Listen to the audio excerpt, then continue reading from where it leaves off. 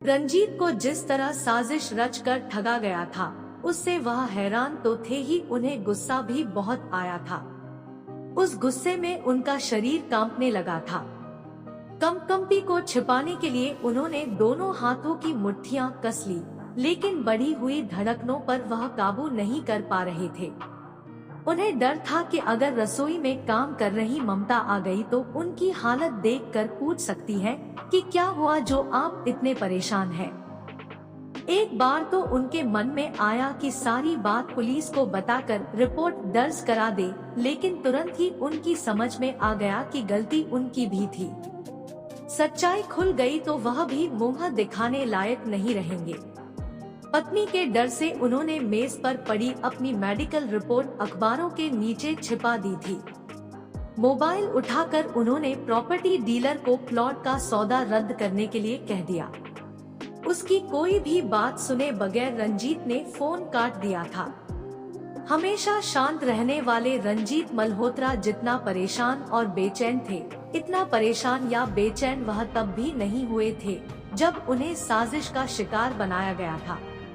फिर भी वह यह दिखाने की पूरी कोशिश कर रहे थे कि वह जरा भी परेशान या विचलित नहीं है। रंजीत मल्होत्रा एक इज्जतदार आदमी थे। शहर के मुख्य बाजार में उनका ब्रांडेड कपड़ों का शोरूम तो था ही, वह साड़ियों के थोक विक्रेता भी थे। कपड़ा व्यापार संघ के अध्यक्ष होने के नाते व्यापारियों में उनकी प्रतिष्ठा थी।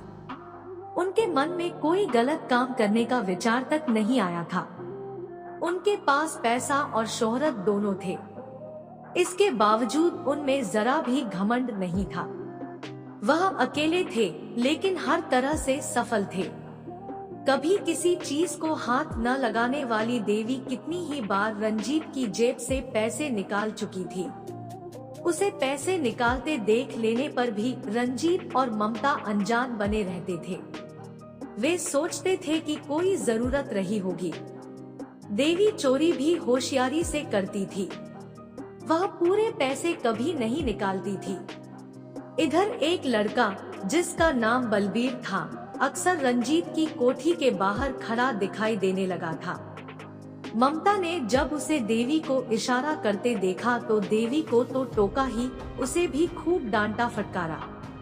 इससे उसका उधर आना जाना कम तो हो गया था, लेकिन बंद नहीं हुआ था।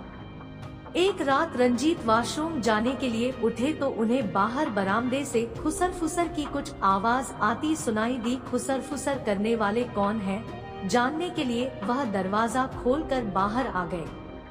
उनके बाहर आते ही कोई अंधेरे का लाभ उठाकर दीवार कूदकर भाग गया। उन्होंने लाइट जलाई तो देवी को कपड़े ठीक करते हुए पीछे की ओर जाते देखा। यह सब देखकर रंजीत को बहुत गुस्सा आया।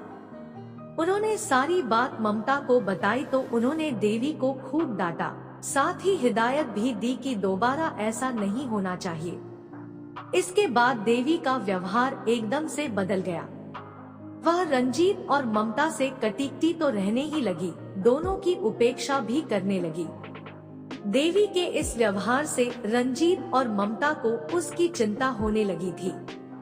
शायद इसी वजह से उन्होंने देवी के माता पिता से उसकी शादी कर देने को कह दिया था। यह पछतावा तब ज्वालामुखी बनकर फूट पड़ा जब ममता के मंदिर जाने पर देवी ने रंजीत को बताया कि इस महीने उसे महीना नहीं हुआ। अब वह क्या करे? यह सुनकर रंजीत पर तो जैसे आसमान टूट पड़ा था। धरती भी नहीं फटने वाली थी कि वह उसमें समा जाते। उन्हें खुद से घृणा हो गई।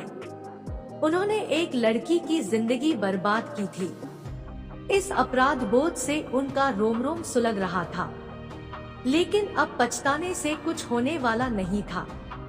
अब तो समाधान ढूंढना था। उन्होंने देवी से कहा, तुम्हारी जिंदगी बर्बाद हो उसके पहले ही कुछ करना होगा।